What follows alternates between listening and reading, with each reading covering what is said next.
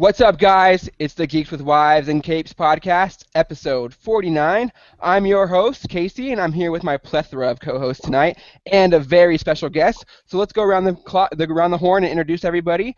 First, we have Will. How's it going, Will? Hey, man. What's going on? Good. How you been? I'm excellent, sir. I had a very exciting week. My niece was born on Tuesday, so I am an uncle. Super excited about that. Yeah, babies are so fun. Not. Yeah. That's why it's good to be an uncle, because then you just have to watch them for a little bit, and then you get to give them back. Yeah, part-time. Yeah, exactly. Must be nice. Yeah, for sure. And you also had a big week last week. You were in LA doing some stuff, right? I was in LA, yeah. I paid a visit to our friends at Combat Radio, and didn't get to talk too much because, as usual, that happens on that show. Sometimes celebs just walk in and decide to get on the show, so it's kind of what happened. So I said a few words and plugged our show at the end, and that was pretty much it. That's okay. Only the plug's important. That's what's the important part. That's right. I got the plug in there. Yeah, that's right. All right. So we also have Piper, our newest co-host. How's it going, Piper? Hey, it's going good. How's your week been? Fairly productive. I'm writing a lot of things for apparently a lot of websites, and I read a bunch of comics. Perfect. Good thing you're on a comic podcast. Yeah, and I think I might have gone places too, but I really can't remember. That's not a good sign. I don't remember my week. It's not a good sign things are going well. That might be a sign that it was really fun. That either means that you had too much fun or not enough. Yeah. Yeah, exactly. Well, good. Well, I hope to hear about all the comics you read a little later in the show. Let's introduce our last co-host before our guest, Chad. How's it going, Chad? Pretty good. What's up? Nothing. So you had the debut of your new podcast, Geeks with Wives and Popcorn, last night. How'd that go? It went pretty good, man. It was very exciting. So I'm doing my farewell tour with you guys tonight. But yeah, no, it was a lot of fun. We had the Almost Human reunion, Almost Human MX reunion, and the guys were a lot of fun. Everybody, one of the MXs got shirtless, and it was just a great time. Oh my gosh. Chad, I was going to say you missed us so much you had to come back tonight, huh? It was always pretty much planned that this would be my last one. Yeah, I figured. I thought so too. I just didn't know what happened, so. It's been busy, vacation, this, that, so it was just kind of up in the air to the last minute. Gotcha. It's important. All that matters is that he's here with us now. I'm glad to have you, man. All right, one more day. Yeah. Last but certainly not least, the star of the podcast. You guys know him as epic comic book artist, cover artist, comic book creator, currently working or worked on the Star Wars, George Lucas's original draft to the Star Wars movie, turned into comic form for Dark Horse. Mike Mayhew. How's it going, Mike? It's going great. Thanks for having me on the show. Thank you for coming on. It's an esteemed honor. We are huge fans of the Star Wars, and I know I'm a huge fan of your art, especially your covers. My favorite is She-Hulk. Right. I'm sorry? Yeah, no, in fact, a couple of those are hanging in my office here. I bet that every time anyone talks about She-Hulk on like a video, YouTube, or anything, that they always incorporate that cover because it's so iconic and so beautiful. Right, that's awesome. So, Mike, why don't you start us off and just tell us a little bit about yourself and how you got started in art, just basically your origin story. Yeah, well, let's see, last year was my 20th year in comics.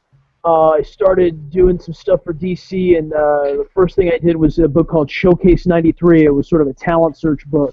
And, that was back in the day that was during what they called the speculator book.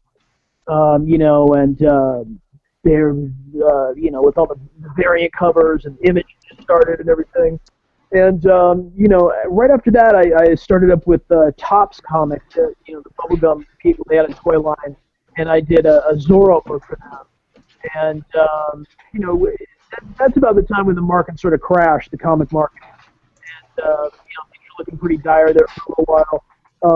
But things that started bouncing back when the movies started coming out, and around the year 2000, I got a gig doing Vampirella. I worked on her for about a year or so, and that was probably my big sort of breakthrough in terms of like just having my own book with the cover paintings and the sort of rendered interiors that I'm known for.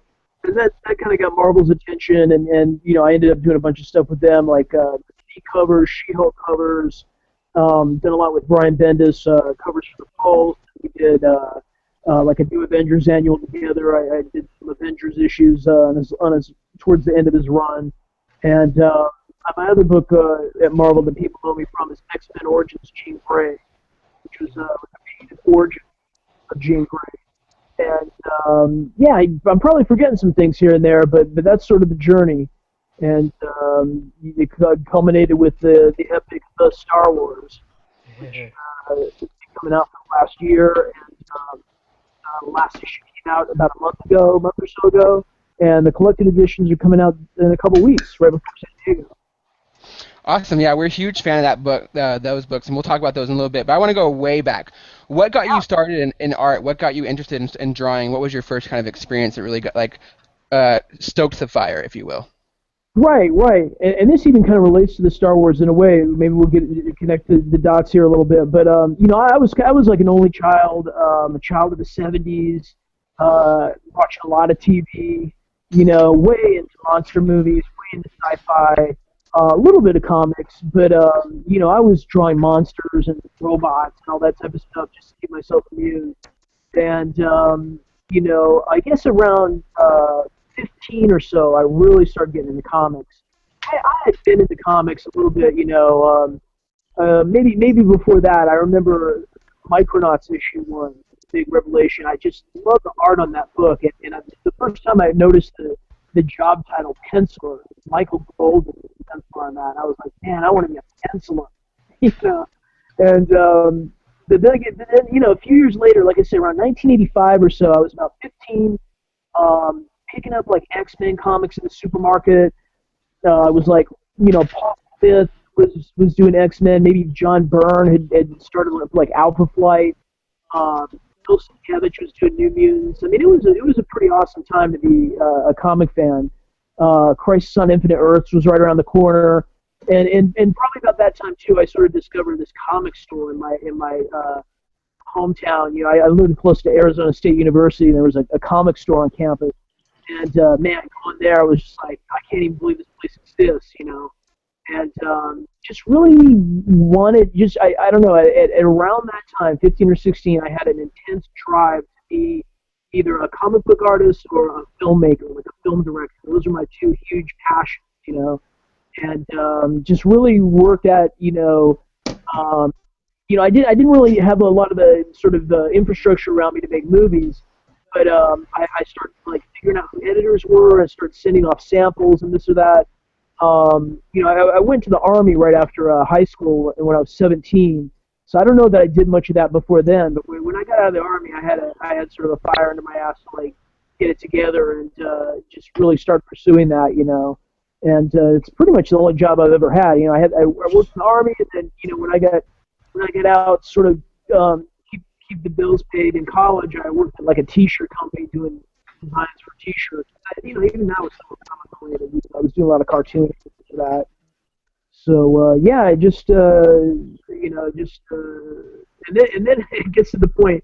Like I said, I've been in it for 20 years. Then it gets to the point where flash forward 15 years later, it's the only thing you know how to do.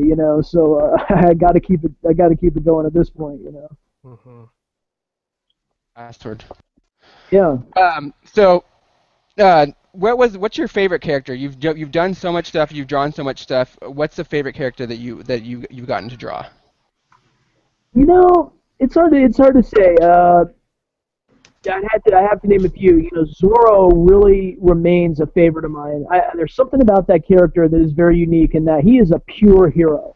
It's like Batman fights crime because of a sort of guilt thing about his parents. And Superman helps people because he has superpowers, and he chooses to use them for good.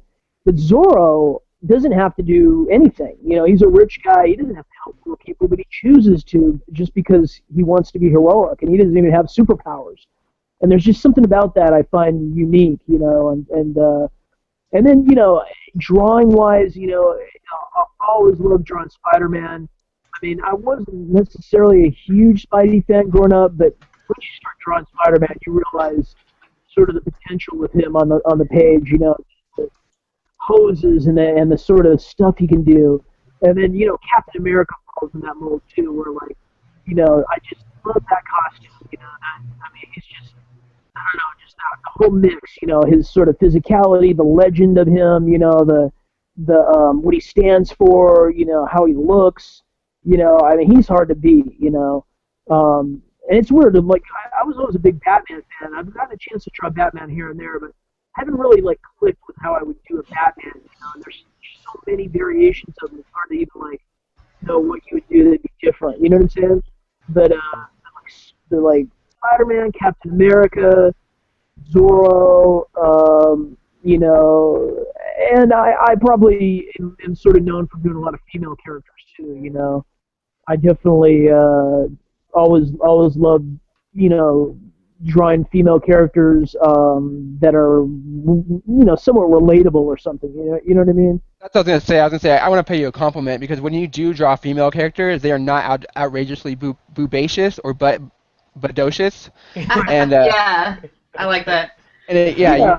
and that's totally fits your style because Boobacious. you're very realistic, and you keep your characters looking realistic. So as a dad of a little girl who at someday wants to introduce her to comics, I appreciate people who do not exaggerate the female form to such extent. And I think on a certain level that makes them look, I don't know, so much sexier because they're realistic. They're not these totally, you know, characterized drawings of what, you know, certain people think women look like. You know what I mean? Kind of makes them look more like girls you could actually obtain. That would actually give you the time of day. Like, Exactly.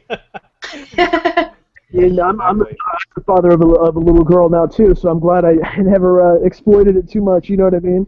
Yeah. But yeah, like, you know, on the post I did like Jessica Jones, and you know, I just knew my strength with that character was drawing like a girl that was just like very relatable and like, you know, not ordinary, but like just so kind of different in an interesting way, you know, like than just a typical girl that you see in comics. You know what I mean? Like, there's stuff about her that has to sort of stand apart from the crowd, you know.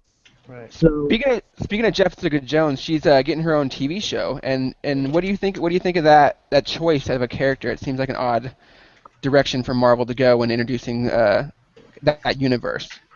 you know, it makes a lot of sense to me on the level of when you think of a television show and sort of like budget and things like that. You know, you know, a character that doesn't have powers that is really interesting on her own. That's a smart move, you know, and I think sort of her point of view and her sort of the tangential way she sort of involves herself with superheroes is sort of an interesting spin that we haven't seen, you know, in a lot of the shows and things like that, you know. So yeah, the other anecdote about Jessica Jones is because you know I work with models a lot, and the model for Jessica Jones is my girlfriend at the time, who's now my wife. So whenever I need to prove to my kids my wife's a superhero, I just open up like the Avengers Handbook, and there's Jessica Jones, you know, with my wife's face. And, Oh man, I would pull that out every chance I got. yeah. There's another cover where she's like holding a baby, and all the Avengers are around her. I think it's after her baby was born with Luke Cage or something. Right, yeah, And, I know the cover. yeah, Cap's like shedding a tear, and Wolverine's like waving a little doll in front of her face or whatever, and yeah, that one hangs in the house and all that good stuff. So you're Oh, go ahead. I would say your art is so realistic looking and so lifelike. Was that always your style? Was that always your intent to kind of bring a picture or like a lifelike quality to your art?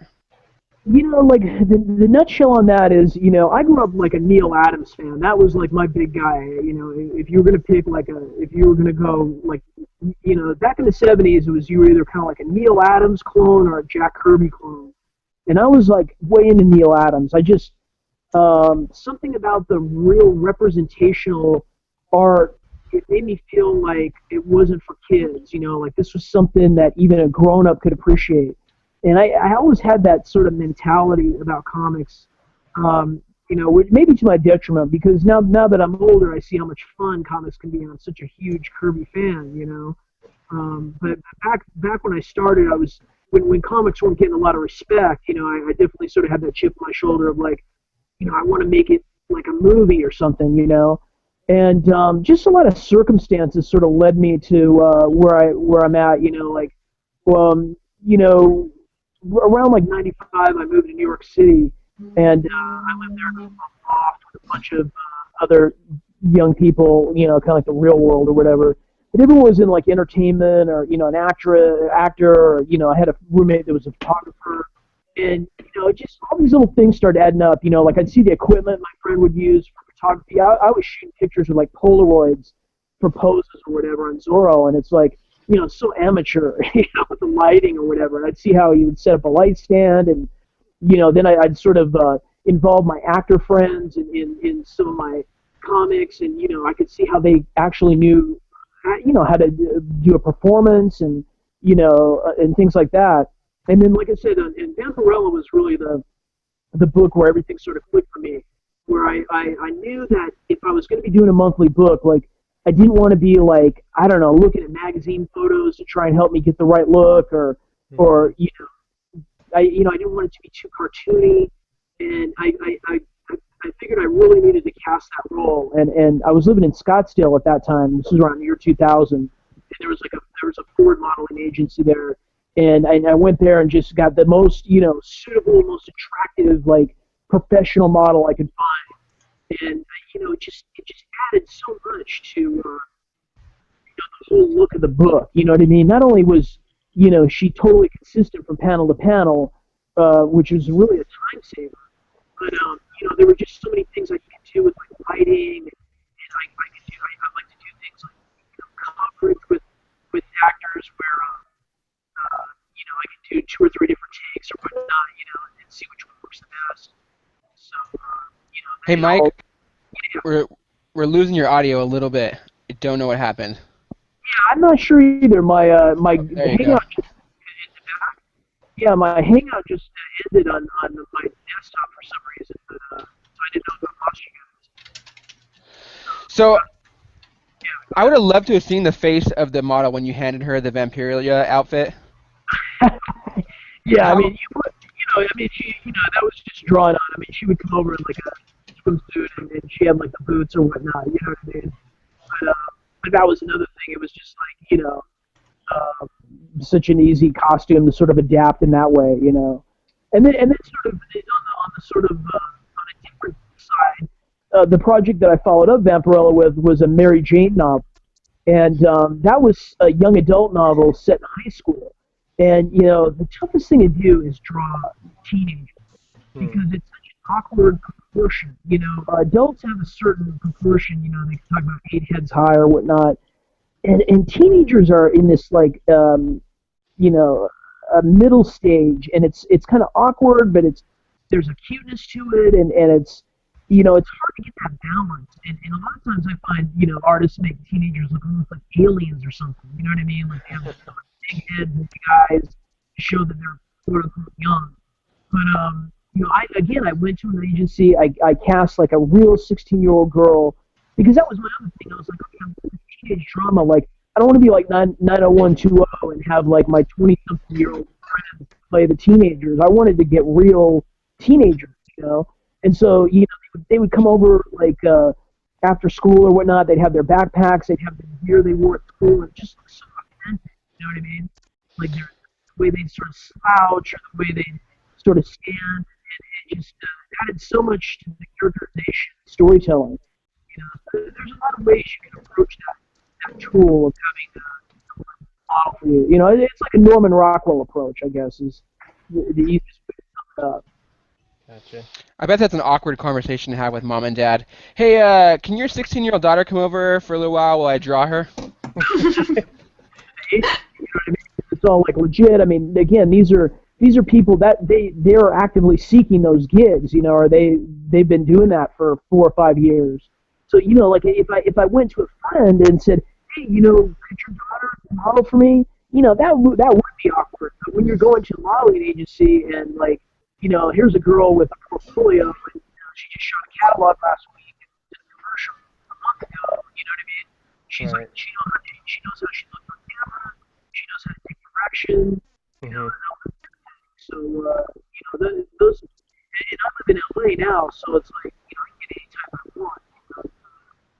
You know, and that's how I did the Star Wars. You know, I cast all the roles, and those people certainly helped me bring those characters to life.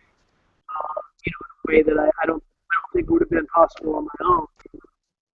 Mhm. So how did the story of the Star Wars come about?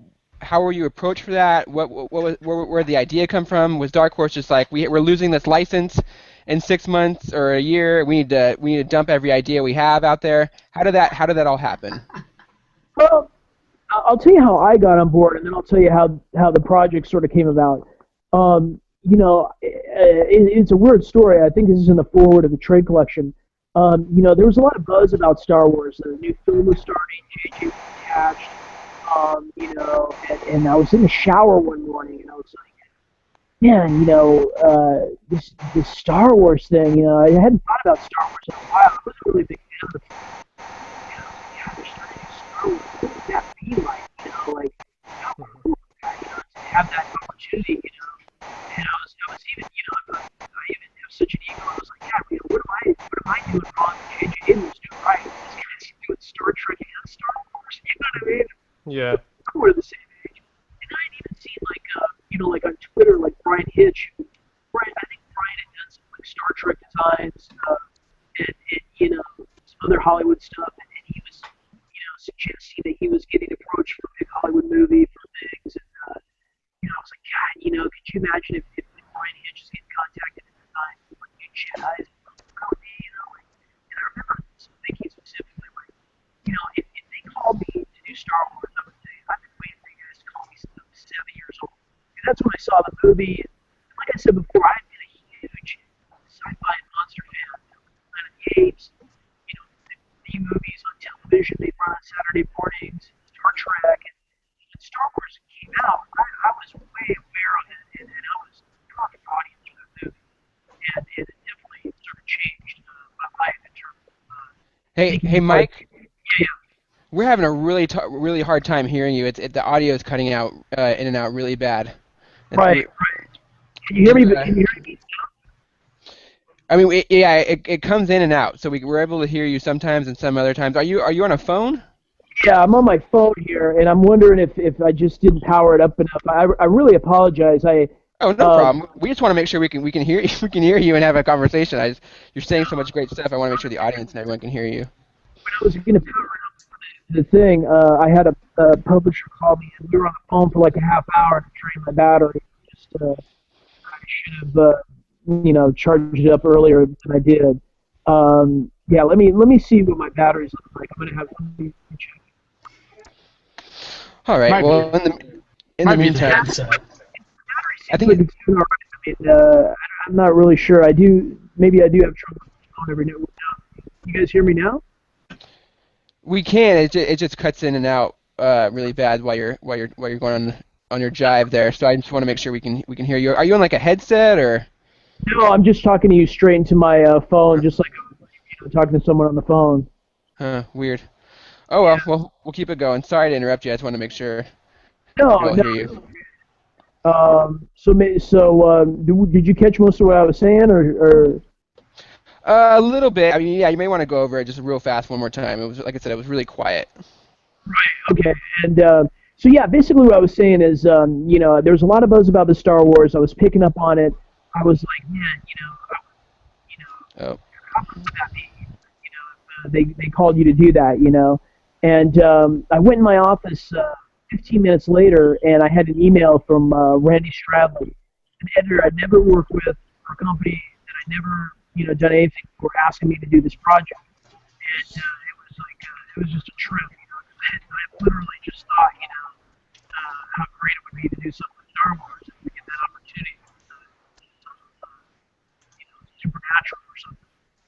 So, what do you think? Are you guys picking that up a little better?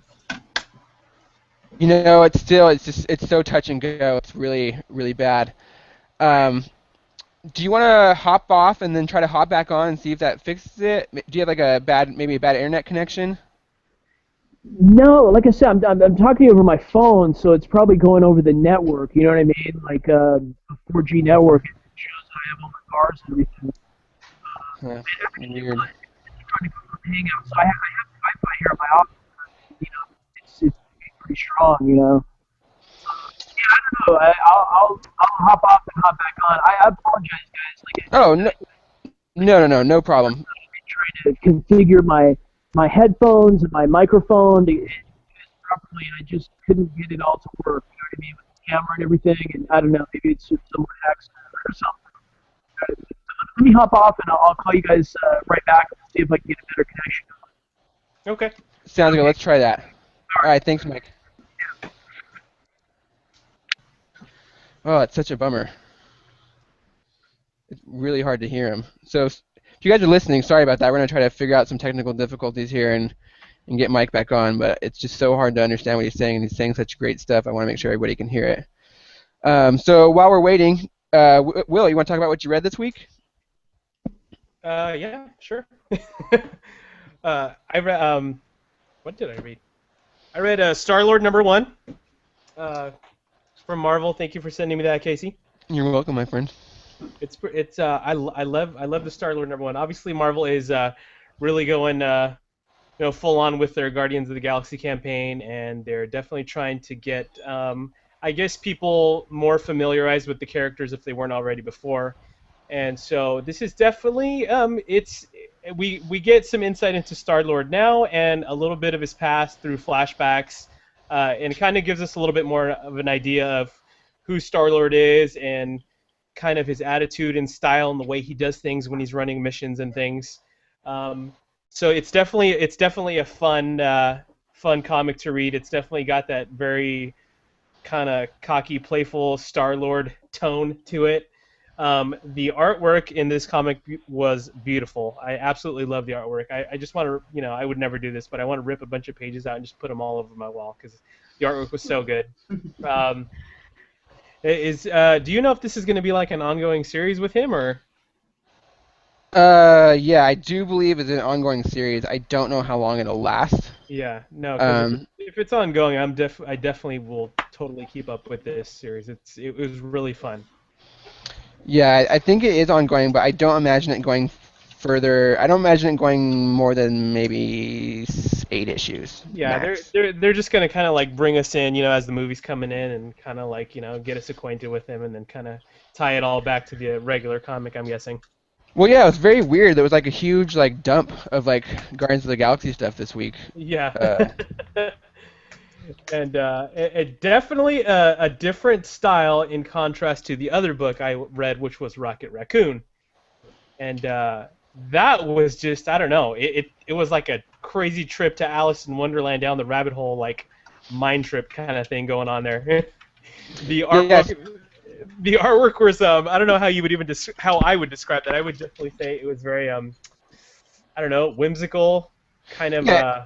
If you're familiar with Scotty Young, it's very much in his vein of art. It's very much his style. Yeah. My second favorite artist next to Mike Mayhew, I think, would be Scotty Young. Yeah. Hey, you guys hear me now? We can. We can Hey, hear cool, you right cool. now. Yeah, for now. For now, so we'll keep trying. Fingers crossed. Yeah. So I also read Rocket Raccoon and enjoyed it very, very much. What was that? Chad's getting fireworks in his house. Someone's having an early 4th of July. Chad, what is happening? Man down. Oh my goodness gracious! This is going out of control already. Spiraling quickly out of control. Yeah, I mean, I totally thought this was gonna be like a book for kids. Like, oh, let's introduce kids to Rocket Raccoon and Groot. Yeah. Nope, Not at all. not at all, not even close. There was a lot of swearing innuendo in the book. It's definitely a lot of Rocket making passes at the ladies and Yeah, he tries really hard to get in this chick's pants, yeah, very hard. and she's not a raccoon. She's like it's very weird. Very humanoid, yes. It was pretty intense. So you enjoyed it? Yeah, it was definitely fun though. It was definitely it was a nice contrast from the two, characters being from the same galaxy, So it was really funny kind of seeing these two different takes on the same universe. So it was fun. They're both definitely worth a good read, especially if you want to get to know a little bit more about the characters from Guardians of the Galaxy before the movie comes out. I would definitely recommend checking them both out. Yeah, I think that was their intention. They're like, Yeah. nobody knows what the fuck this is, so We we're gonna better dump put some out stuff out. 5 comic books this week about Guardians of the Galaxy, so everyone can get on board real quick. Yeah, for sure. All right, so Mike's back, so we're gonna try this one more time. Awesome. So back to Star Wars. Right. So yeah, I guess where I left off is I got an email from Randy out of the blue, and Randy's the editor of the Star Wars line at Dark Horse, and offered me this incredible opportunity. And I came to find out the book had already been sort of on the schedule. You can see in Star Wars issue 0 that Scott Collins was an artist that had done some pages for it, and he did the artwork that sort of got George to finally agree to go ahead and do it. I think George, the sort of backstory on the Star Wars is that our writer Jonathan Rensler is the guy who does like all the making of books for Lucasfilm. So he does like, I mean, if you're a Star Wars fan, and these are really must-own editions, like the making of Star Wars, the making of Empire Strikes Back. Yeah.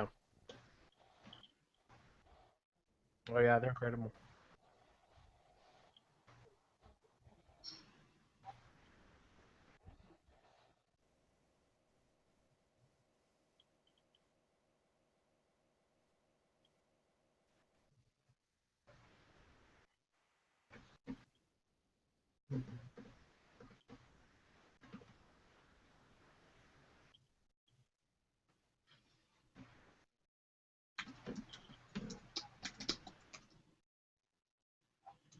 Yeah.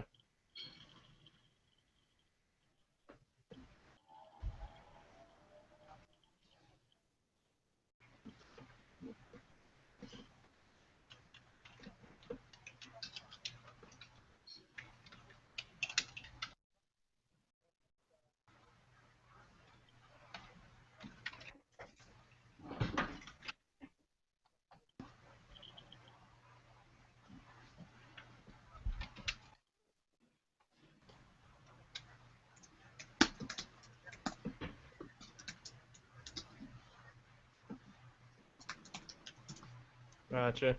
So, So, oh, go ahead, Will.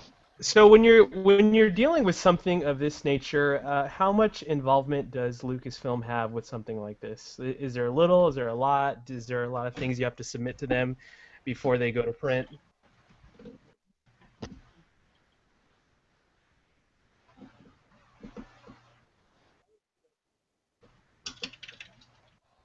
Yeah. Okay. He's kind of washed his hands of it. Yeah.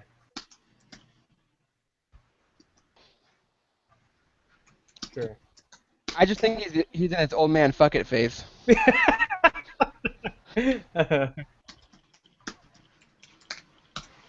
Right.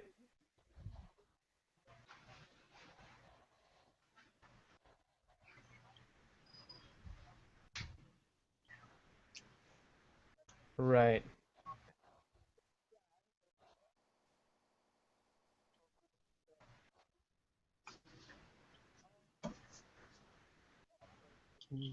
Yeah. Right.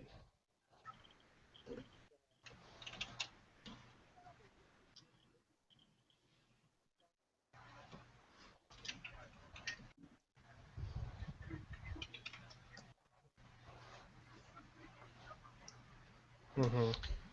That was Gotcha. gonna be, yeah. Oh Oh yeah, yeah, we can we hear can you hear you just good now. much better. That was gonna be my next question. How did you come up with the designs? Because they're so unique to the book, but they're so within the Star Wars universe. Yeah.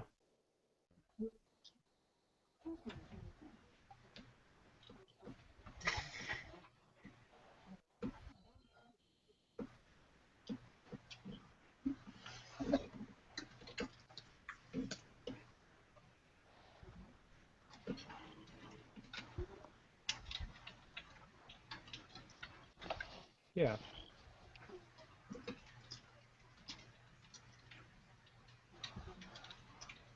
Hmm.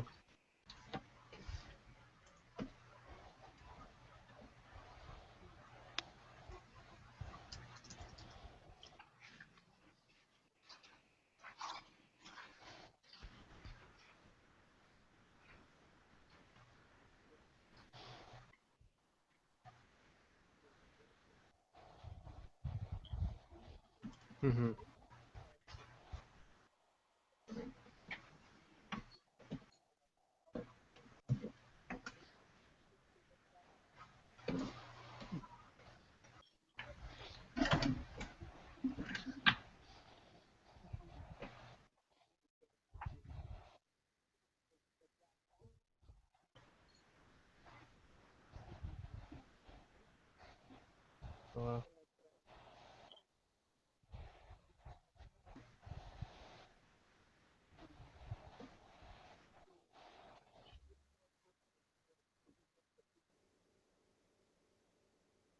Right.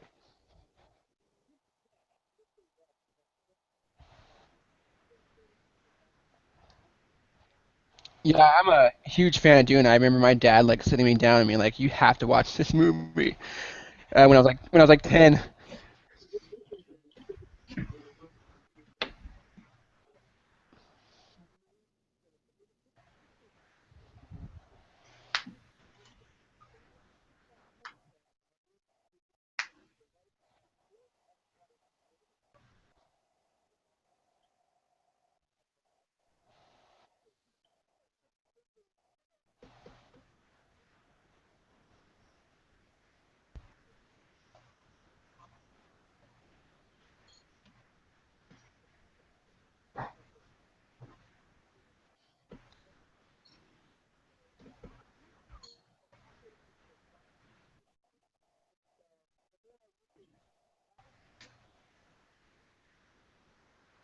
Uh-oh.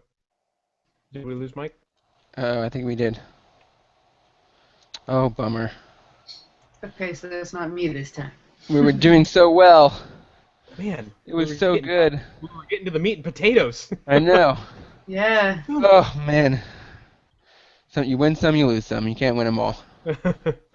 All right, so back to comic books. Well, we figured out what's wrong with Mike. I don't. If you can hear us, Mike. If you can hear me, we can't. We can no longer hear you. I don't know what happened. So if you want to try to pop out and pop back in again, that may fix the issue. No. Um. So besides Rocket Raccoon and Star Lord, you read anything else this week, Will? That was all. That was all I got a chance to read, buddy. I'm sorry. Oh I no, was that's dealing fine. I read with the new knee, so. very little myself. Piper, what about you? Did you read anything this week? A lot of Grims. What do you want to tell us about them? I guess so. No. Awesome, I guess. Well, I'm not 100% sure how much I can talk about them before the Oh yes, ninth. never mind. You cannot talk about them. Yeah, so unfortunately, I've been occupied with that a lot. So The Star Piper is Wars. reading a new. It's a full series, right? Like a 5-issue series, Yeah. put out by Zenoscope. It's a Grimm fairy tale book. If you guys aren't familiar with Zenoscope, they do like they do what's it called, like property, what's that word, Will, I'm looking for? Shit, like common property, or like they do stuff that's like anyone can do, basically like Cinderella and Okay. you know what I mean, like So like Yeah. those source. fairy tales that anybody can write about. Right. So they mainly concentrate on that stuff, and they do it in a very like outlandish adult fashion. I think I Hi, read guys. one of them. It's Mike again. I don't know if you guys can hear me. There we go. You're back. There All we right. go. Yeah. Save the day. I really apologize. I'm just doing Google Hangouts. We're not getting along today. I just can't get it to. I don't know. I can't get it to go. And I'm pretty tech savvy guy, but I don't know. Everything on my end seems to be checking out, and just really weird things are happening. Like I said, it It's the dropped. risk we take. when we Yeah. do it like this. So we're cool. No worries. Like I said, you're the star of the podcast. So as long as we get to talk to you for as long as possible, that's all that matters. Right. No, I appreciate that. But okay, so yeah, I think what I was getting to was Ralph McQuarrie. Yeah. And he had actually done a lot of artwork for that particular draft that Lucas produced, this second draft. He had illustrated scenes from it. And they even had some storyboard artists come in and do some storyboards for that draft. So when as much as I wanted to do this real wild original interpretation of it, I felt like, as Jack Kirby is sort of the architect of the Marvel universe visually, that Ralph McQuarrie really needed to be the architect of the Star Wars, and I really wanted to sort of filter all my designs through what he might have done in a way, or even use what he had done in a lot of circumstances. Because I don't know how big of fans you are of Star Wars, but when I was growing up, Fucking hate it. when I was growing up, I had this book called The Art of Star Wars, and it had some of his original designs for Jedis. They had capes, and they had like these skin tight suits with pouches and stuff like that, and they always had been labeled Han and I think Han. They would always been labeled Han or Obi-Wan, and then I'm reading this draft of Lucas's, the PDF, and I'm realizing that there was no way those could have been those characters, that those must have been this Kane Starkiller or General Luke Skywalker.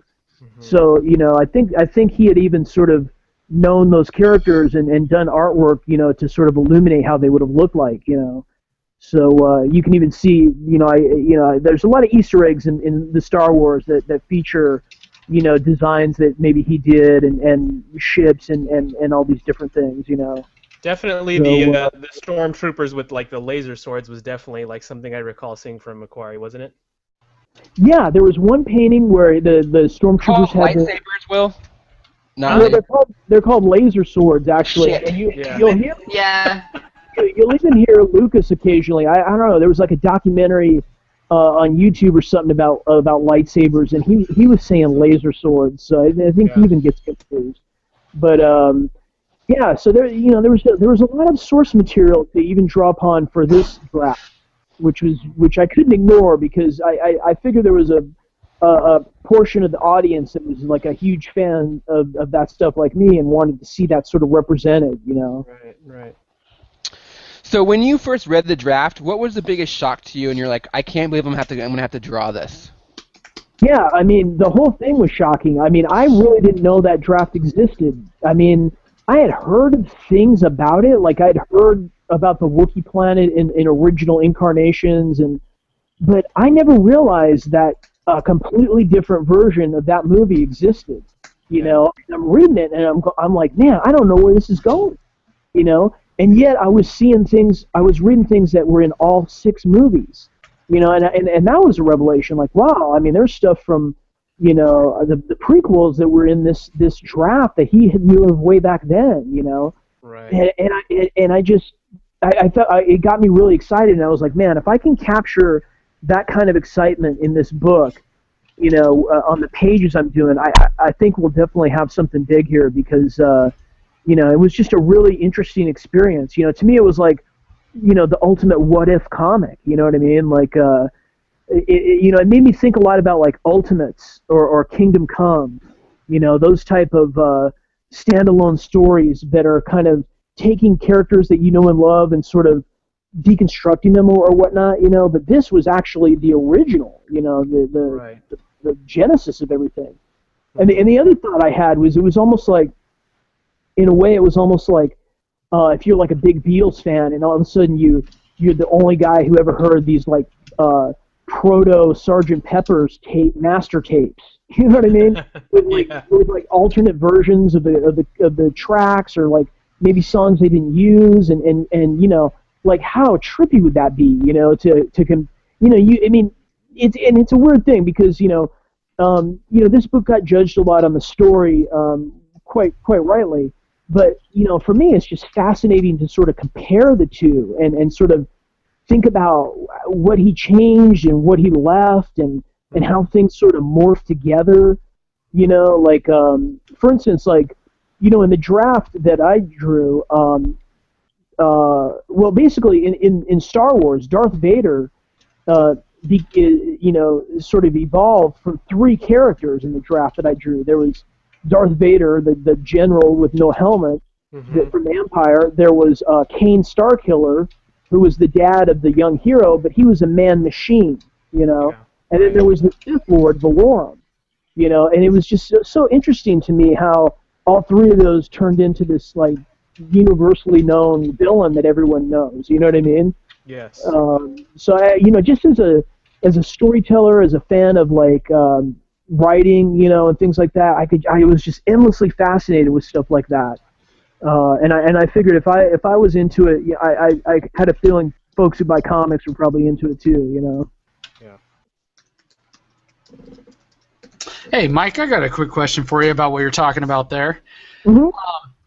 So I'm a big extended universe. I'm probably one of the most well-read Star Wars people around. What I really what I wanted to know was that there's a lot of character names from the EU.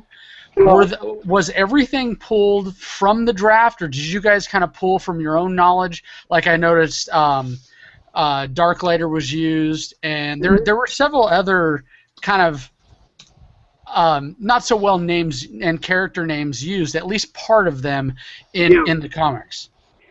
Everything that I drew was something that George wrote. And I mean, we didn't add anything, we didn't change anything. There was one scene that was omitted, and there was like a tiny subplot where there, like, the Aqualayans, the planet where Princess Leia's from and the heroes are from, they were doing some sort of genetic experiments with blood or something, or there was something to do with the royal blood, and in addition to General Luke Skywalker having to sort of protect Princess Leia and the twins, he was going to have to protect his blood, this little vial of blood, and this doctor gave it to him or whatever, which is sort of like, I don't know, I think it's called the metachlorines or something that, from the prequels. I always hated that stuff.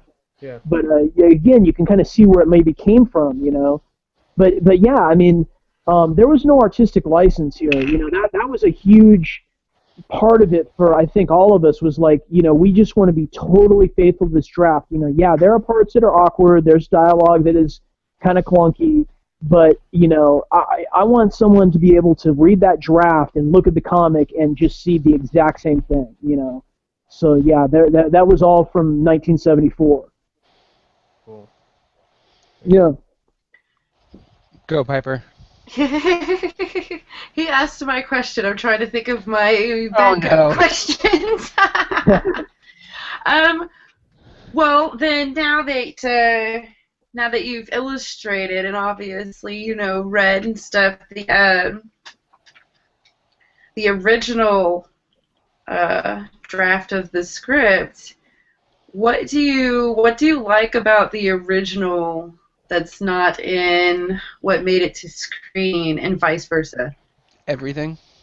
Yeah. Well, I think that my takeaway from this draft, or I'll tell you, the weird thing about it was, like, I knew that, like, while I was drawing it, and it was going to be a long time I was drawing it. I drew it for about a year or so.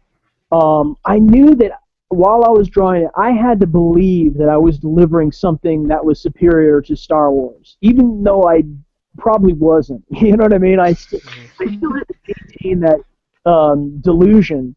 And, I don't think it's superior to Star Wars as a film. I think there's too many characters. It kind of doesn't, it kind of loses focus here and there.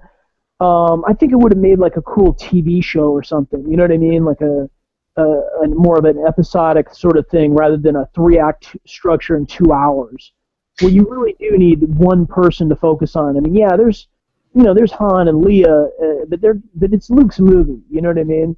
Right. But my takeaway on the Star Wars was this was more of an ensemble thing. It was like the Magnificent Seven or something. I just got done doing a lot of Avengers stuff, so I was trying to treat it almost like the Avengers or something, where, like, you wanted to see every character in every panel together. You wanted to see how they interacted with each other. That level of storytelling. So, but like the action and the sort of the concepts and, like, just the wild things that were happening were I thought were awesome, you know. And you know, the other big thought I had during the whole process was that you know, one of the big reasons George rewrote the draft was that he would never have been able to film it. I mean, it would just it would never technically have been possible, you know. And so so he made the movie, or he rewrote the draft, and then he created a company, ILM, to help him do the special effects. And in a way, it's sort of like, you know, this draft is almost like the precursor to ILM, and then here we are, like, you know, 20, 30 years later, he could have made everything that was in that. You know what I mean? So it's just real interesting to me how he did this draft and then ended up creating this company that sort of in a way fulfilled his wildest imagination. You know, that was definitely something I was thinking of while I was working on it. But yeah, I mean, I think that you know, the Star Wars is still one of my favorite movies. I mean, I think it's, you know, I think all the changes he made were for the best. You know, but you know, there is a lot of interesting stuff in this story too. You know, so I do kind of like I do like Anakin. You know, he's a lot less likable, which I kind of like. You know, he's kind of rough around the edges, punching Princess Leia and not knowing how to act. I would argue it's hard pressed to find anyone that's likable in this book besides R2-D2. Right. Yeah. R2-D2's attitude threw me off completely. Oh, it was the best. It was the best part. Well, that's R2's attitude, anyways. You just don't understand. No, it was actually a lot more C-3PO-ish. Right. And I really love General Luke Skywalker, because to me, again, making an Avengers reference, you know, I was like, oh, okay, you know, I'm not going to play, this can't be like a Alec Guinness Obi-Wan, you know, he's got to be like a Steve Rogers real kick-ass hero, you know what I mean, like an icon, you know, so I don't know, I just loved sort of the stuff I got to do with him, you know, like an old guy that he was unstoppable, you know, almost in a superhero way, and, you know, I love the fact that he was like killing people left and right, you know what I mean? You know, like the violence and the action in this story is just, you know, off the chain. You know, it's just one thing after another. And that's why I would argue to these guys why I liked it so much better than the movies. And I guess that's a rough statement. I don't say I like it better than the movies, but I find it suits my palate more than the movies now. Like when I was a kid, nothing could have got me away from Star Wars. No doubt about it. But after reading this book and having that more adult tone and having the ideas of princes and queens, like I love the medieval shit. I love that. And then they throw it all in space and have aliens involved and light swords and spaceships. That's doubling up on things that I love. So I really gravitated to this book because, like I said, it has everything I like about it. Granted, yes, I agree the story is a little muddled. There's a little too many characters involved. But I think what the book feels like is it feels like 3 movies in one book or one draft. And I think, if he would have had time to spread that out, I think we could have gotten a much more adult-oriented epic that's something more of the kin to like a Mass Effect or even like a Dune now. Yeah. Oh yeah. I mean, you know, that as an artist, that was another fun thing for me, is being able to, you know, pretty much every issue is just something completely different. Yeah. You know, and I think that, and I feel like that would be cool for the reader too. Like, you know, on close analysis, the story might be a little thin here and there, but at least next issue you were at a completely different planet doing something completely different. You know what I mean?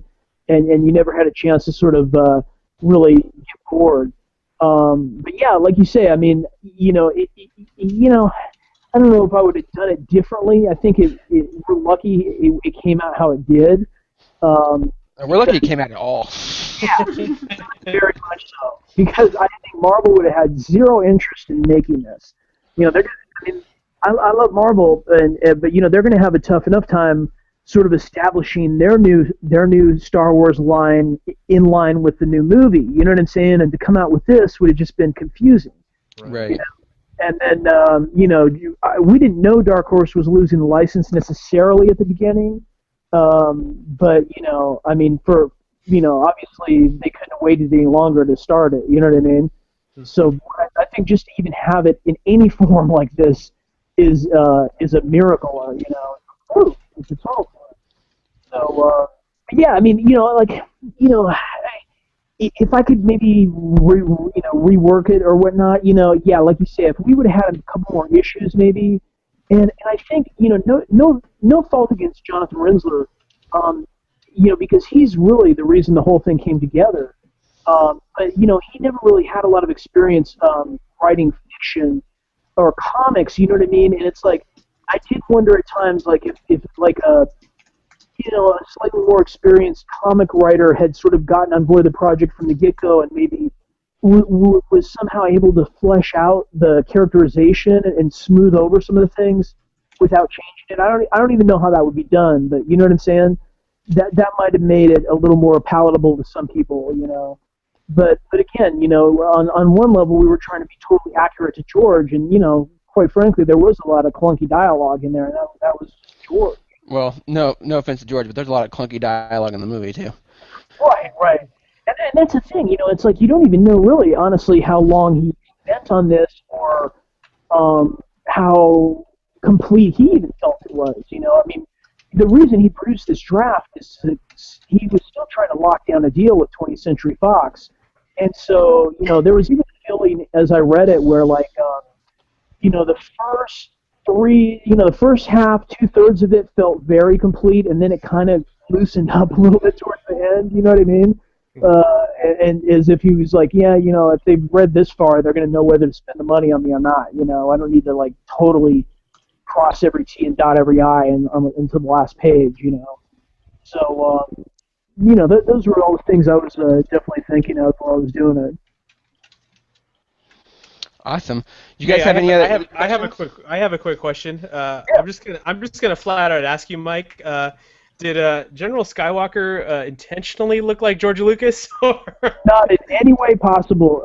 Because he's basically, like I said, I cast models, and he's the guy I used for Captain America.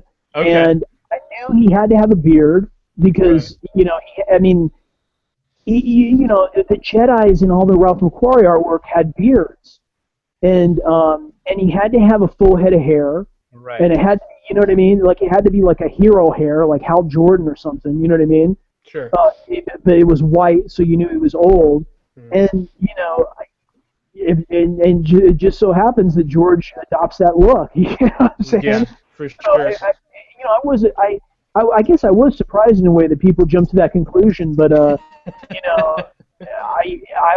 was the farthest thing from my mind that I would make him look like George. I was, like I say, if you look back at those early Ralph McQuarrie drawings, like that's what I was going for. They have that same beard and that same haircut, Right. And maybe George just kind of thought that was a cool look for himself, Yeah. Yeah, you know what, Mike, I definitely want to say, as a huge Star Wars fan, have been for many, many years, I just love that the artwork definitely paid a nod in a lot of ways to the original trilogy and was still its own beautiful, different entity, and so definitely just want to say thank you for that. Oh, I appreciate it. And there's a lot of stuff, I don't even know if people notice half the stuff. I mean, like one of the main things is, the original Millennium Falcon was basically the blockade runner from the opening of the film. Right. And the reason they didn't use that ship was during the production of the movie, during the process of getting everything together, Space 1999 came out, and the Eagle ship from that show looked an awful lot like what they were using. Mm-hmm. And so George said, we just got to redo this completely. But there's actual Ralph McQuarrie paintings that he redid, where it uses that prototype Millennium Falcon. They called it the pirate ship. Mm-hmm. And then he redrew the Millennium Falcon in afterwards. Even if you go online, you can see the old one and the new one. And then, so there's a scene in our book where they get to Mos Eisley and they escape on an Imperial ship. Mm-hmm. And I used that pirate ship as the ship, you know what I mean? And then I was able to sort of quote one of Ralph's drawings or his paintings where the heroes go to Mos Eisley and go to the Millennium Falcon, but it fit for our characters and what they were doing, Yeah. So there's a lot of little inside stuff like that, The other one people talk about a lot is Han Solo as the big green alien, and in fact, they had, George had wanted to sort of be inspired by Bernie Wright's Swamp Thing. Mm-hmm. So I was just, as a comic fan, I was like, that's just too cool not to include. You know what I mean? Yeah. So I definitely Yeah, I actually wish that character was in the story more because I really just wanted more stuff for him to do. Yeah, that's what I'm saying. Yeah. Like, if we would have had maybe a writer who sort of had some experience with like getting feedback from stories and kind of understanding like how things play out, like maybe he could have had a couple more moments or something, or like I said, if we would have had more room, maybe he could have had like a splash page to kind of give him a time to shine a little more. But yeah, I mean, we were so compressed with what we had to get down in every issue. And that was another blessing, actually, a serendipitous thing with the script was that Jonathan, our writer, was able to find almost like these perfect cliffhangers for the end of each issue. And it really did work well in terms of like a serialized sort of story that you would buy month to month. And it was amazing how we, hardly had to do anything to make those things just work naturally.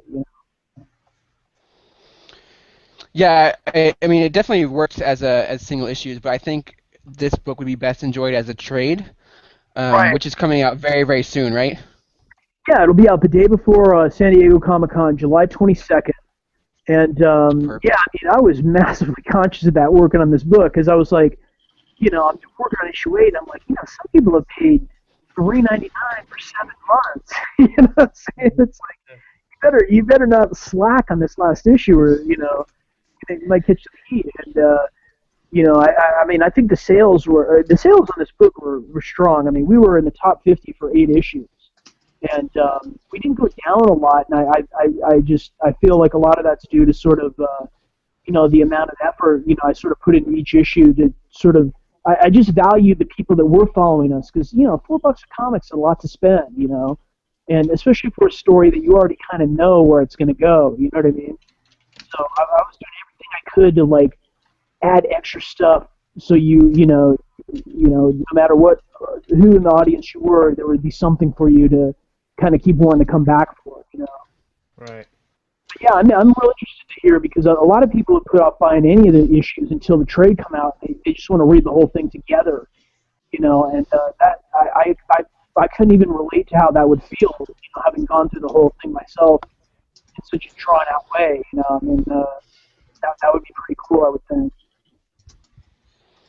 So you mentioned San Diego Comic-Con. Are you going to be at Comic-Con this year?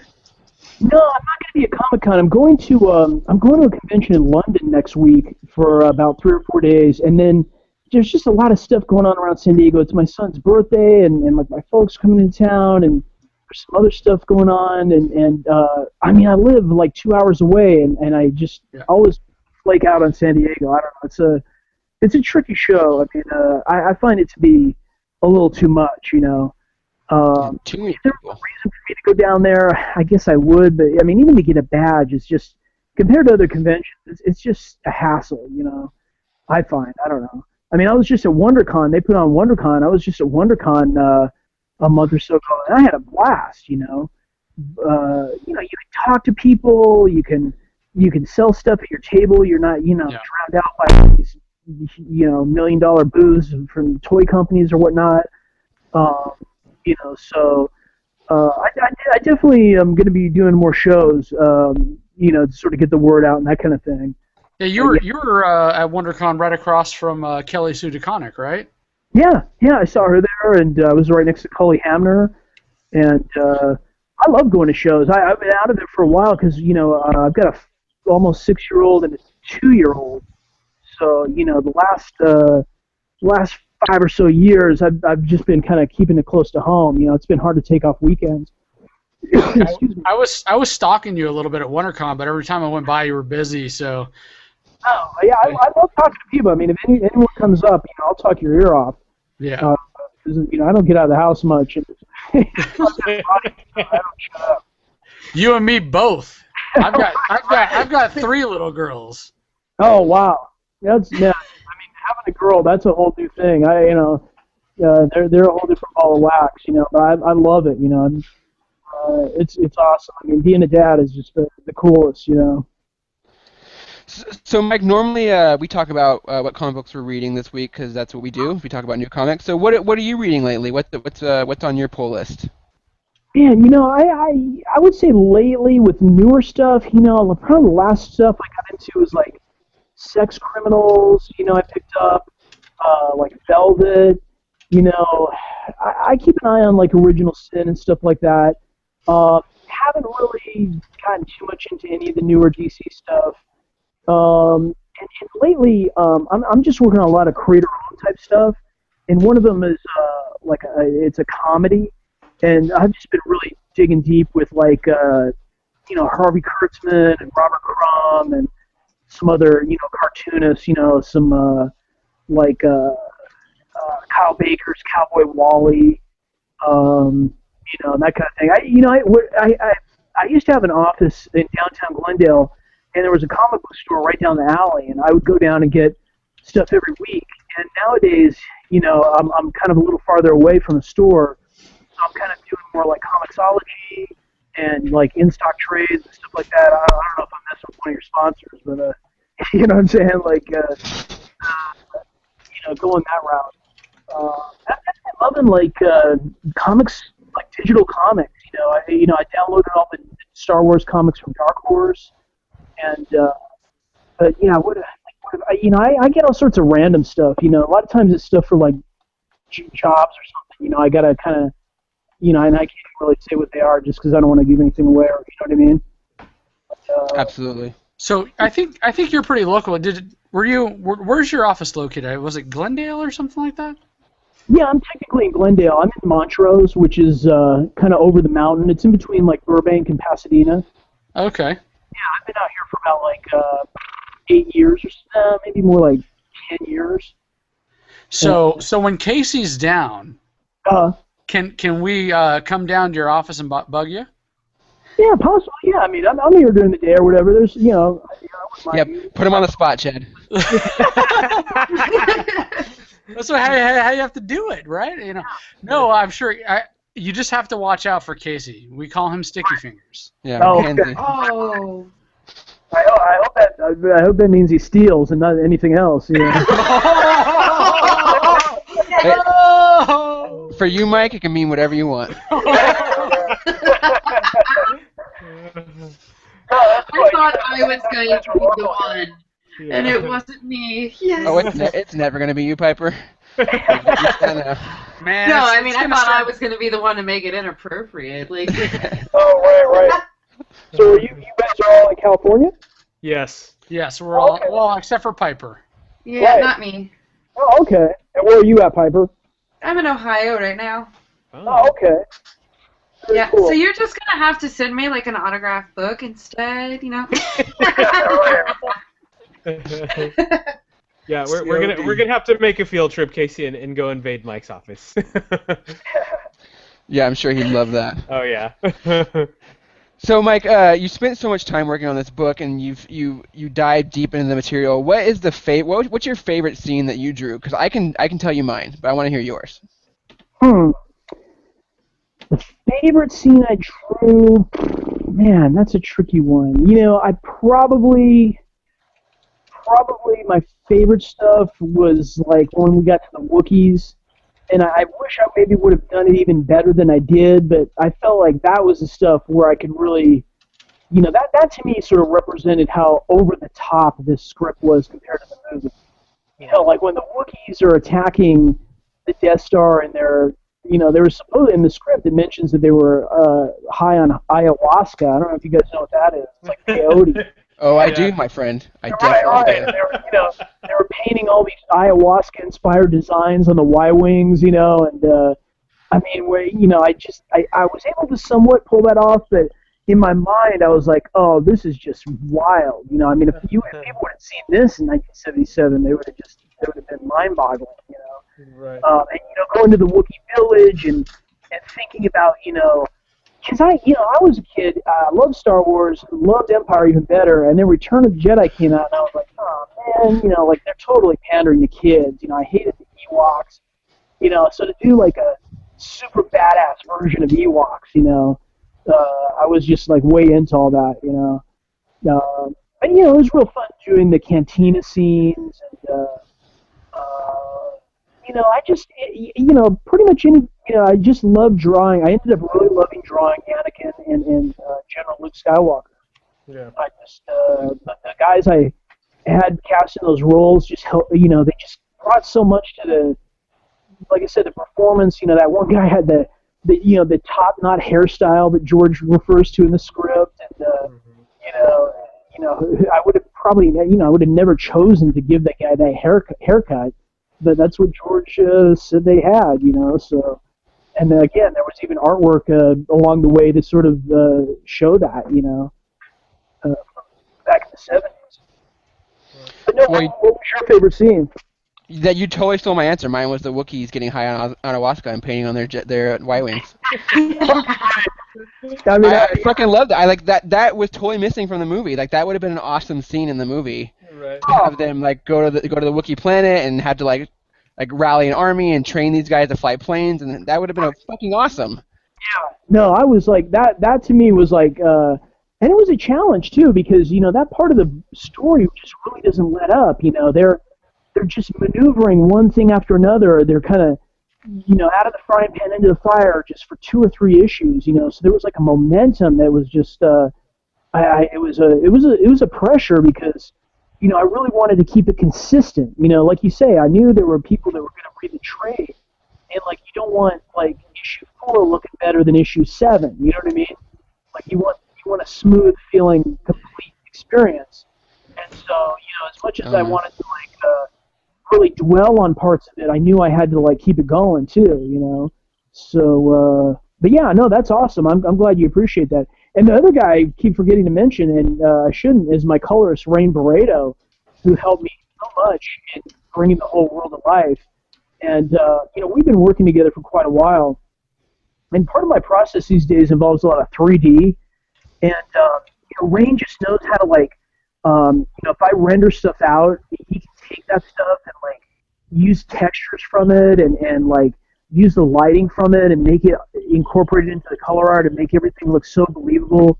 And without him, it wouldn't have looked anywhere as good as it did. So Rain is just an incredible color artist, and I pretty much hope to work with him on everything I do. Yeah, like I said, we're just huge fans of the book, and we could talk about this all night. We are already an hour and 15 in, and we got I want to talk about a little bit of news this week because we had a big kind of thing drop today concerning Batman vs Superman. So I want to get everyone's opinion on that. So did you guys see the pic of Superman for the new movie? Yep. Yeah. Was it the Clark Kent one or? No. He actually Superman in like costume on top of a roof. I'm all stupid. Oh. Yeah. I'm all stupid. Let me just call it that. Yeah. So That is do still. you guys have you get to the same feeling I have that like what happened to the bright beacon of hope that Superman was, and now he's like brooding Batman #2? Yeah. Yeah, that's my complaint too. Did you see the picture, Mike? Oh, I sure did, and I've had this feeling for a while now. It's like you got to think to yourself. Warner Brothers has had massive hits with Harry Potter and Batman, and so I don't think they're looking to like reinvent the wheel. Pretty much everything is going to be dark. Because that's what has made them money. I think they figure that's what appeals to the target audience they're going for, teenagers or 18 to 24-year-old males or whatever, but that's just going to be the name of the game, is very dark. Yeah. And, like Watchmen, Zach's other movie.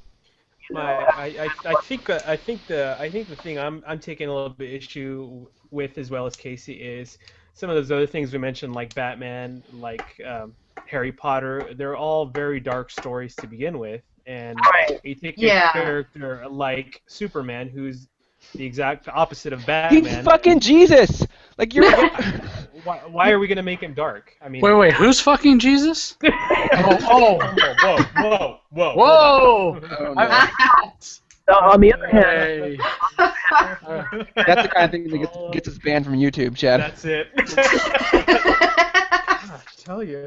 I don't know if you guys saw that. So yeah, I mean, I think we all kind of agree that it's very weird to force Superman into this dark universe when he is essentially the complete opposite of that.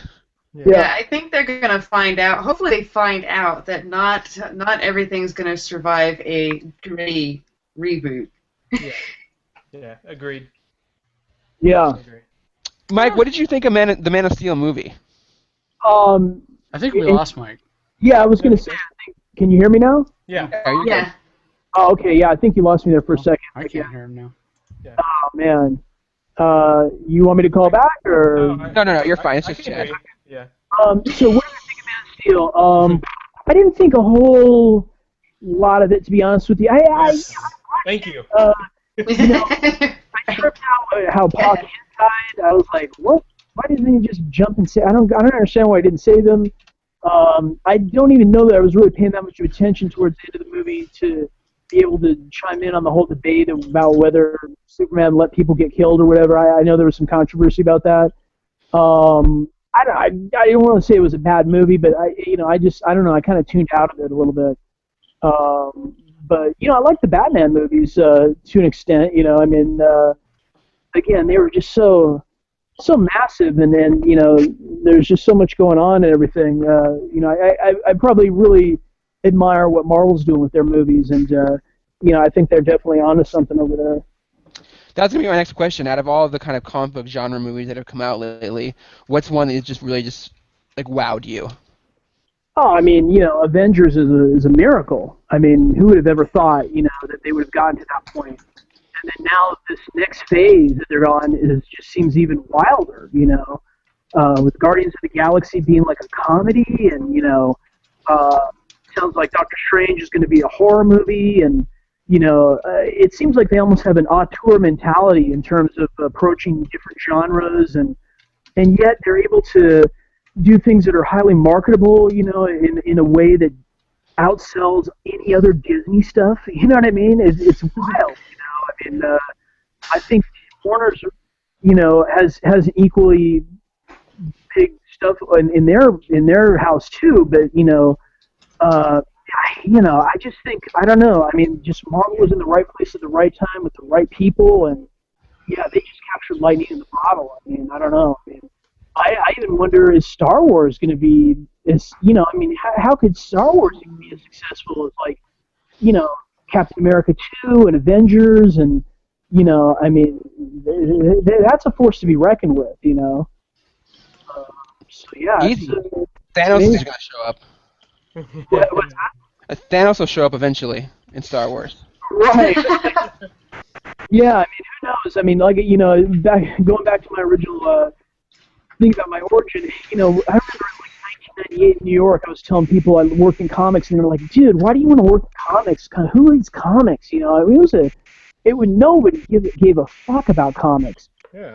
And it wasn't until like Blade, and then Harry Potter came out with CGI, and then finally, Spider-Man kind of came on the scene, and everything just exploded. And I'm still in sort of awe of all that. I'm just wondering when it's all going to end. You know what I mean? Yeah. So yeah, it's incredible though. Yeah, it's a very good time to be a geek. Yeah, absolutely. So guys, we're getting ready to wrap up here, but I want to give everyone a chance to talk, since Mike's been such an outstanding guest and just taken over a podcast. We love hearing all of his stories and everything about Star Wars. So Will, do you have anything else you want to add or ask Mike, or any news topics you want to talk about? No, not really. That was a horrible chance for a segue. I think people are going to start camping out now for Hall H, because the Avengers will be at San Diego Comic-Con again this year. So it's going to be a shitstorm, a zoo at Hall H. Speaking of Rocket Raccoon, did you notice that the fighting ring that they're in is called Hall H? Yeah. I like that. I was like, nice. Yeah, that Comic-Con's gonna be really fucking nuts this year, and I'm really happy that you two are going and not me.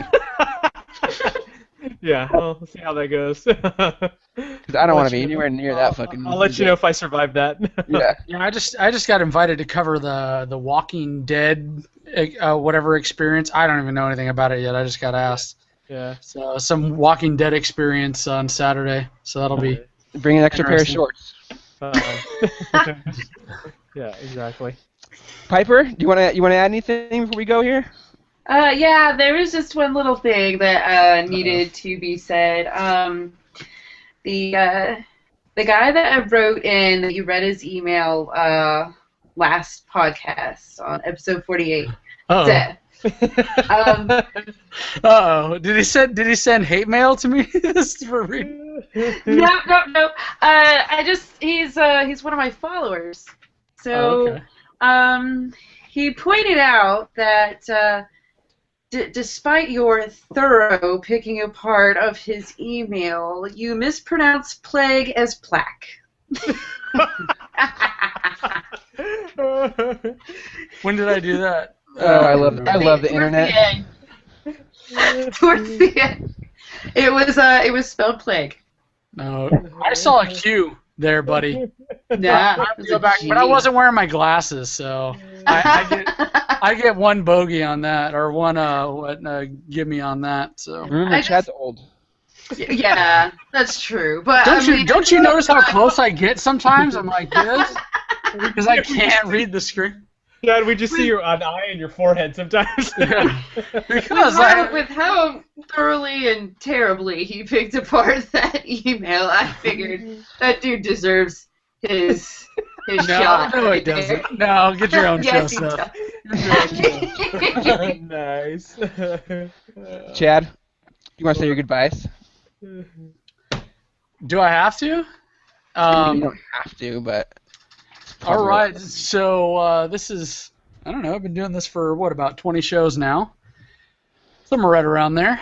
And this is my... Way too fucking long. Yeah, it has been.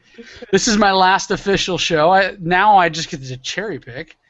Yeah, it's going to be sad not to be part of this crew, but it's nice to be a bigger part or help create a bigger part of the Geeks with Wives community. Just bigger and better things here. Hold back the tears. No, I'm not. Those aren't tears. That's sweat, man. It's freaking hot right now. I had to close all my doors and everything because they're blowing off fireworks outside my door.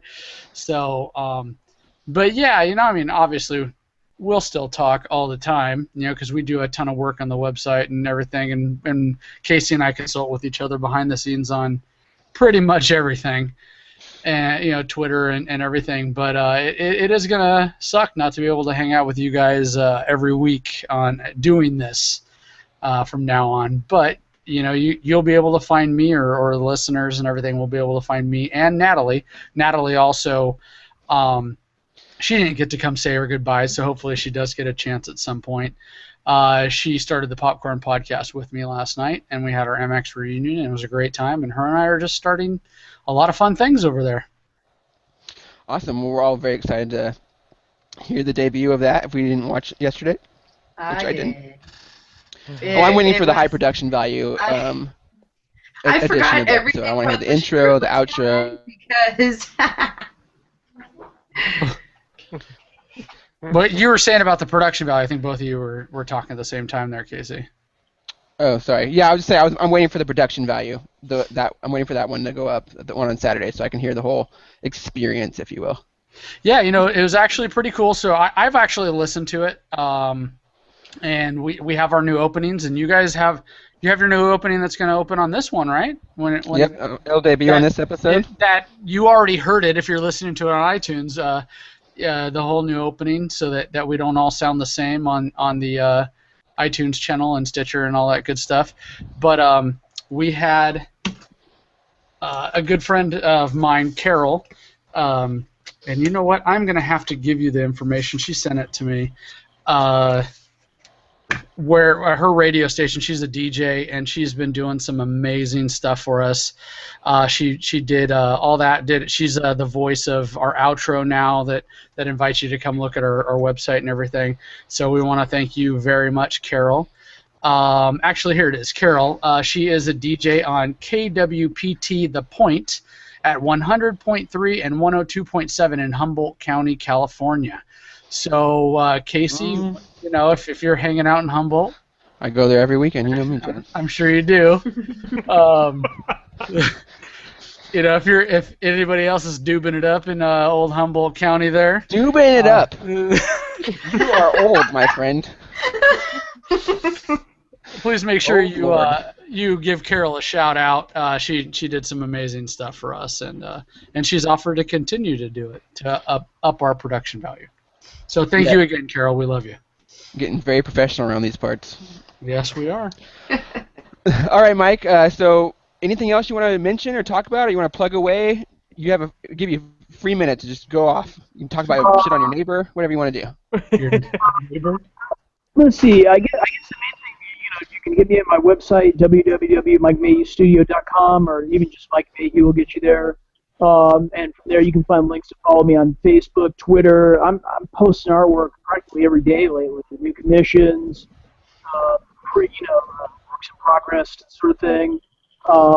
And yeah, I'm just kind of taking it easy this summer.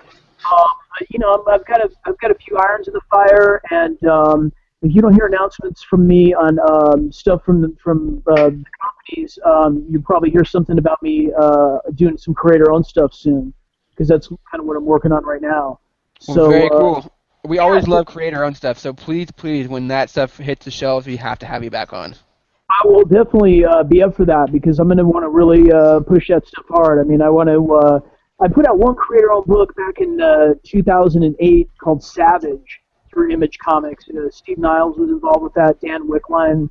I just, with the kids and stuff, I haven't had a chance to really take a risk on that stuff. But, that's part of doing the Star Wars is like I said, George was doing trying to get Flash Gordon, and it didn't work out, and he did his own thing, and it's, I was looking at myself, I'm like, I've been living off of Marvel and DC ideas for a long time, maybe it's time for me to kind of do my own thing a little bit, so I've had some ideas for a while, some things that I've put a lot of work into, actually, and I just got to get it out of my system and get it out there, Can you give us any hints of what's coming up from you, or is that all very hush-hush?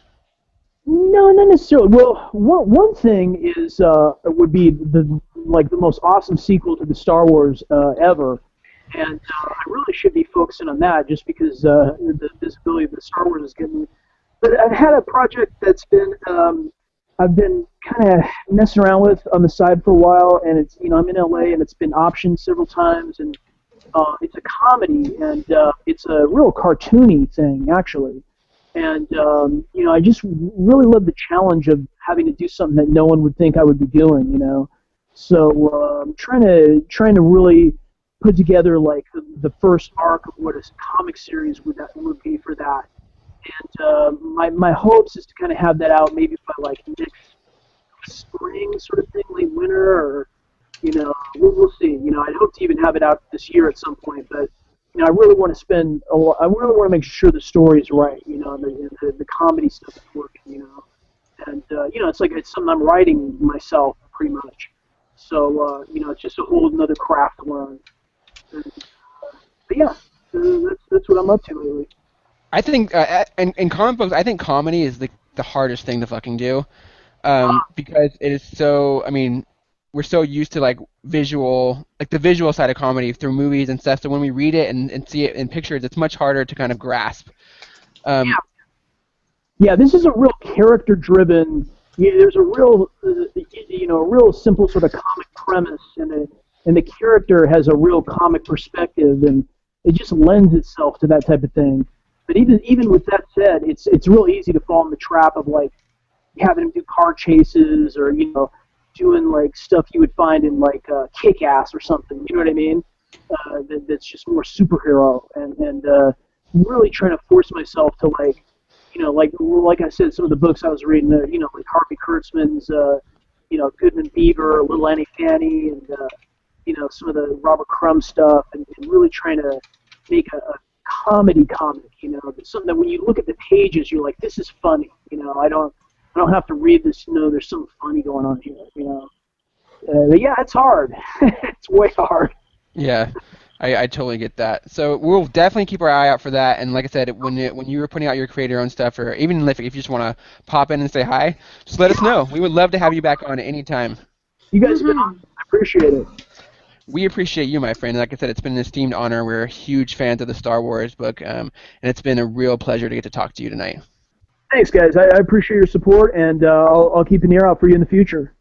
All right, so Thank you, Will, we're gonna go ahead and close up shop and get out of here. So I just want to say one thing. So Mike, you mentioned Chad's getting naked. Mike, you mentioned Kick-Ass. Next week we're gonna have Kick-Ass 2 director Jeff Wadlow on. So make sure you guys listen to that. Mike's in good company. So I will forewarn everyone that's listening. I did talk to Jeff today, and he said he cannot talk about the Masters of the Universe or X-Force almost at all or very little. So we're getting a ton of questions about Masters of the Universe on Twitter and stuff. So I apologize, guys, but I don't think I'm gonna get to answer or ask the questions you're gonna want me to, because he first thing in his email he said I cannot talk about this stuff. So please still send us your questions, though. We will be talking about Kick-Ass, and I'm gonna try to sneak in some of that stuff in there and try to catch them off guard. As you like to do. Yeah, I'll try to slide it in there. So Jeff will be on next week. And as always, please visit geekswithwives.com. We're posting content every day now. There's something new every single day. I guarantee it. So always just keep checking back there. There's something new to see, and it's always wonderful. Chad, where can we find you? At Chad Osuna and at chad.osuna at geekswithwives.com. Piper? I'm at FizzGiggity on Twitter, and I forgot. Oh my goodness gracious. I forgot.